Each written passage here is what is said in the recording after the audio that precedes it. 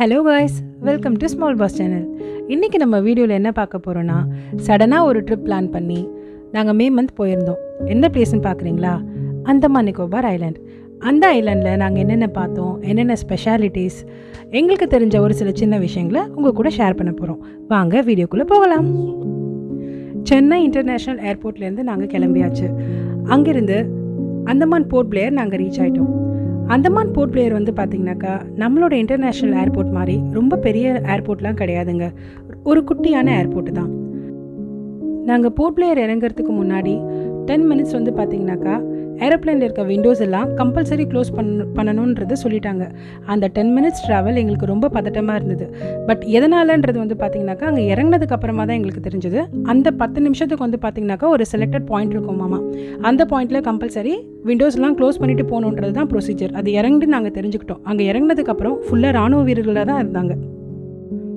Board பிளேயர்லேருந்து நாங்கள் பார்த்தீங்கன்னாக்கா room check in ஆகிட்டோம். ரூம் செக்இன் ஆகிட்டு நாங்கள் ஃபஸ்ட்டு விசிட் பண்ண பிளேஸ் எதுன்னு கேட்டிங்கனாக்கா செல்லுலார் ஜெயில்.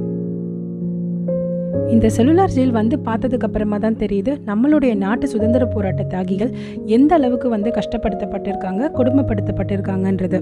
இந்த ஜெயில் அவ்வளோ மோசமான ஜெயிலுங்க.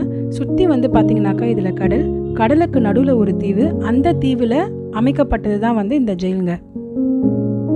இந்த செல்லுலார் ஜெயிலில் இருக்கக்கூடிய கட்டட அமைப்பு எப்படி இருக்குன்னு பார்த்தீங்கன்னாக்கா இதில் இருக்க ஒரு கைதிகள் கூட வெளியே தப்பிக்க முடியாது. அந்த அளவுக்கு தான் வந்து பார்த்தீங்கன்னாக்கா ரொம்ப சிறப்பான கட்டட அமைப்பு அவங்க வந்து அமைச்சிருக்காங்க.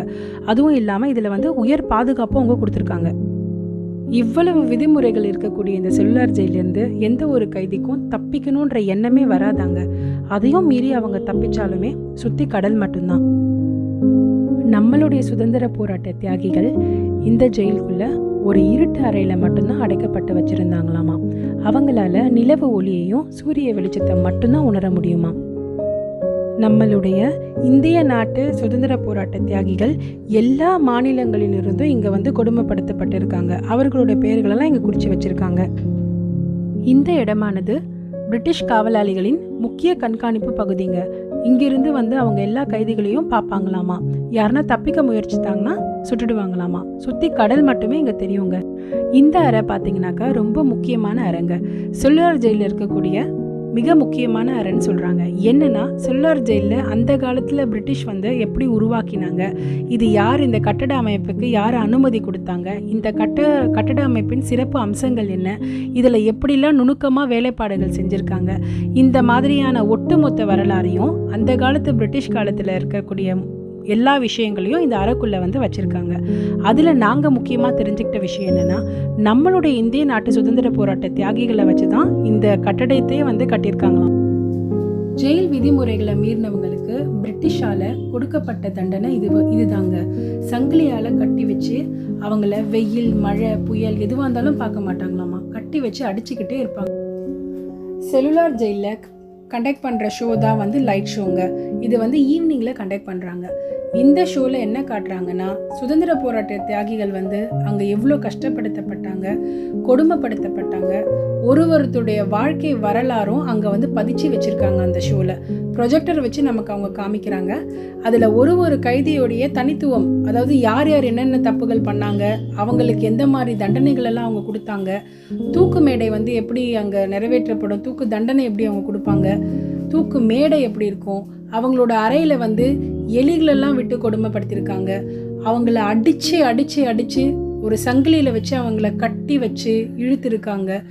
நம்ம சொல்லுவோம் செக்கெடுத்தாங்க, கல்லுடைத்தாங்க அப்படின்றதெல்லாம் நம்ம வந்து பாடத்தில் பார்த்துருப்போம். அந்த விஷயங்கள் எல்லாத்தையுமே ஒரு ப்ரொஜெக்டரில் அவங்க ஷோவாக காமிச்சிருக்காங்க. Day 2 பிளானிங் வந்து Havelock island. Mode of transportation வந்து பார்த்திங்கனாக்கா ஷிப் மட்டும்தான். அங்கே 2 விதமான ஷிப் இருக்குது. ஒன்று வந்து கவர்மெண்ட் ஷிப், இன்னொன்று வந்து ப்ரைவேட் ஃபெரி.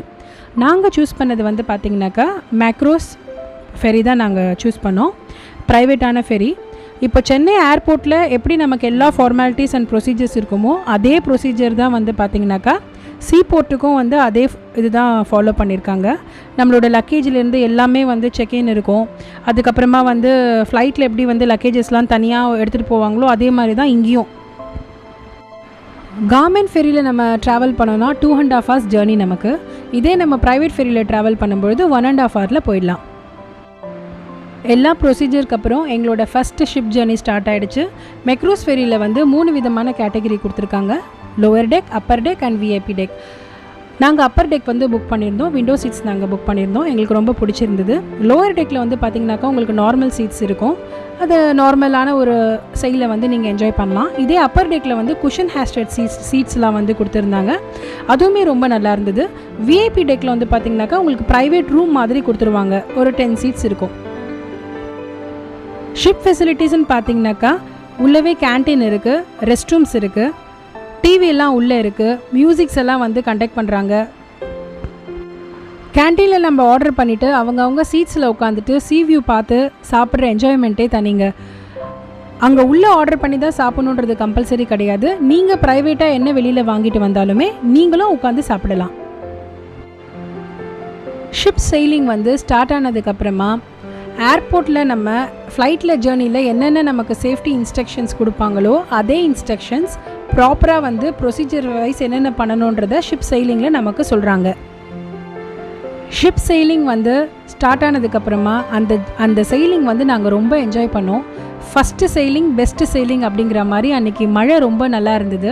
ஸோ விண்டோலேருந்து உட்காந்துட்டு நம்ம அந்த மழை பெய்கிற வியூவை பார்த்துட்டு அந்த செயிலிங் பண்ணும்பொழுது அந்த வேவ்ஸை வந்து என்ஜாய் பண்ணி போன ஃபீலே வேறு லெவல் ஆஃப் ஃபீல் எங்களுக்கு கொடுத்துட்டு, கிளைமேட் வந்து ரொம்ப பெஸ்ட்டான கிளைமேட் நான் சொல்லுவேன். அது எங்களுக்கு கிடைச்ச ஒரு கிஃப்ட்டுன்னு தான் நான் சொல்ல முடியும். இந்த ஜேர்னியில் தூரமாக இருக்கக்கூடிய நிறைய தீவுகளை வந்து எங்களால் பார்க்க முடிஞ்சுது. அதெல்லாம் தாண்டி இந்த ஷிப்பில் நெட்வொர்க் இருக்காது அப்படிங்கிறத நாங்கள் நினச்சோம். பட் ஆனால் அந்த ஜேர்னியில் என்னோடய ஃபேமிலியில் நான் வீடியோ காலில் கோஆர்டினேட் பண்ணுற அளவுக்கு எனக்கு வந்து நெட்வொர்க் வந்து எனக்கு சப்போர்ட் பண்ணுச்சு. ஸோ சீவேஸுடைய ஜேர்னியும் வந்து சேஃபஸ்ட்டு தான் அப்படின்றது என்னால் ஃபீல் பண்ண முடிஞ்சுது. அதெல்லாம் தாண்டி ஆஃப்டர் 1.5 ஜேர்னிக்கு அப்புறமா நாங்கள் ஹேவ்லாக் போர்ட்டை வந்து நாங்கள் ரீச் ஆகிட்டோம். ஹேவ்லாக் போர்ட் நம்ம ரீச் ஆனதுக்கப்புறமா ஷிப்பில் இருந்து நமக்கு லக்கேஜஸ்லாம் நமக்கு ஹேண்ட் ஓவர் பண்ணிட்டாங்க. போர்ட்லேருந்து எக்ஸிட் வந்து கம்பல்சரி நம்ம ஒரு ஜஸ்ட் ஒரு 5 மினிட்ஸ் வாக்கபிள் தான், வெளியில் நம்ம வரணும். கேட்டுக்கு வந்ததுக்கப்புறம் நம்மளுடைய ட்ராவலிங் ஏஜென்ட்ஸ் வந்து நம்மளை பிக்கப் பண்ணிப்பாங்க. ஸோ அங்கேருந்து நாங்கள் ஒரு ரெசார்ட்டுக்கு செக்இன் ஆகிறதுக்காக தான் இப்போ நாங்கள் எங்கள் ஃபேமிலி போயிட்டு இருக்கோம். ரெசார்ட் நாங்கள் வந்துட்டோம். உள்ளே வந்து பார்த்ததுக்கப்புறம் ஃபஸ்ட்டு என்ட்ரன்ஸில் அந்த ரெசார்ட்டோடைய ஆம்பியன்ஸ் எங்களுக்கு பிடிச்சிருந்தது. உள்ளே போகும்பொழுது எங்களுக்கு வெல்கம் ட்ரிங்க்ஸ் கொடுத்துட்டு அந்த பூவில் மாலையெல்லாம் ஃப்ளவர்ஸோடைய மாலையெல்லாம் போட்டு ஷெல்ஸில் ஒரு சில இதெல்லாம் எங்களுக்கு கொடுத்து நல்லா எங்களை வரவேற்றாங்க. ஆனால் ஒன்ஸ் உள்ளே போயிட்டு ரூம்ஸ் எல்லாம் எங்களுக்கு உள்ளே பார்க்கும்பொழுது சுத்தமாக அந்த ஆம்பியன்ஸ் எனக்கு பிடிக்கல. என் ஹஸ்பண்ட் கிட்ட நான் சொன்னேன் இது எனக்கு பிடிக்கலங்க அப்படின்னு சொல்லிட்டு இமீடியட்டாக அங்கேருந்து நாங்கள் செக் அவுட் ஆகலான்னு சொல்லிட்டு வேறு ஒரு ரெசார்ட்டை வந்து புக் பண்ணிவிட்டு அங்கேருந்து நாங்கள் வந்து சைன் அவுட் ஆகிட்டோம். இப்போ நாங்கள் ரீச் ஆகிருக்கிறது வந்து சில்வர் சாண்ட் ரெசார்ட். இது வந்து ஸ்டார் ப்ராப்பர்ட்டி. இதில் எல்லா ஃபெசிலிட்டிஸும் கொடுத்துருக்காங்க. அம்யூனிட்டிஸ் எல்லாமே இருக்குது. ஸ்விம்மிங் பூல் இருக்குது, டிஸ்கோஸ் இருக்குது, டிஜேஸ் இருக்குது, நைட் பார்ட்டிஸ் கண்டக்ட் பண்ணுறாங்க. ஸோ இது beach view resort. Beach view rooms இருக்குது, டீலக்ஸ் ரூம்ஸ் இருக்குது, நேச்சுரல் ஆம்பியன்ஸ் எல்லாமே நம்ம என்ஜாய் பண்ணலாம். இதில் கேண்டில் லைட் டின்னர் நமக்கு வேணும்னா தனியாக அரேஞ்ச் பண்ணி கொடுக்குறாங்க. So couples and families enjoy பண்ணுறதுக்கு என்னென்ன தேவையோ அது எல்லாமே வந்து இந்த ரெசார்ட் உள்ள வச்சுருக்காங்க. ஃபுட்டு வந்து வேறு லெவலில் இருக்குது. ஃபுட்டில் நாங்கள் எல்லா விதமான சீ ஃபுட்ஸ் நாங்கள் என்ஜாய் பண்ணோம். அந்த ஹோட்டலில் நம்ம கேட்டு எதுவுமே இல்லைன்னு சொல்ல மாட்டாங்க, எல்லாமே நமக்கு சமைச்சு கொடுக்குறாங்க. பட் ஆனால் அவங்க அட்வைஸ் பண்ணுறாங்க எதுவுமே வந்து வேஸ்ட் பண்ணாமல் சாப்பிடுங்க, ஃபஸ்ட்டு இதை ஆர்டர் பண்ணுங்கள், உங்களுக்கு தேவைப்பட்டால் மறுபடியும் ஆர்டர் பண்ணிக்கோங்க, ஃபுட் வந்து இங்கே வந்து வேஸ்ட் பண்ணக்கூடாது அப்படிங்கிற ஒரு விஷயத்தை வந்து அவங்க ஸ்ட்ராங்காக சொல்லும் பொழுது ரொம்ப நல்லா இருந்தது. நமக்கு லிமிட்டடாக எவ்வளோ வேணும், அன்லிமிட்டடாக எவ்வளோ வேணுன்றதை நம்ம அவங்கக்கிட்ட சொன்னால் அதுக்கேற்ற மாதிரி அவங்க கொடுக்குறாங்க. இந்த கார்டன் வியூ ரொம்ப நல்லா இருந்தது.